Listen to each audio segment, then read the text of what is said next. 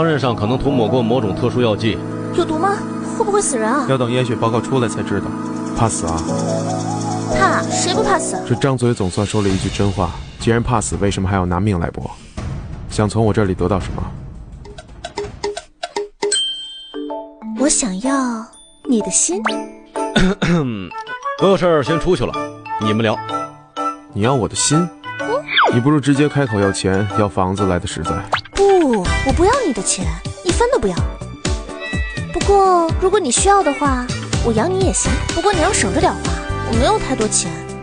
你要包养我？包养你1年需要多少钱？你笑什么？很贵吗？你看个价我看看，我付不付得起？我去拿验血报告。小七，我这中了什么毒啊？我们出了名冷酷的燕少，竟然抱着一个女人冲进医院，这消息一旦传出去，得多少女人心碎啊！你少废话了，验血报告呢？哎呀，快了嘛，别急嘛。哎，你告诉我，那个女人到底有多大的魔力，能让你破例？哼，你跟我透露透露，我不告诉那些爱慕你的女人。一个开价要包养我的女人，你说有多大魔力？她开价多少？她让我省着点花。不是燕少，她到底给你多少钱？我给你双倍，我包你。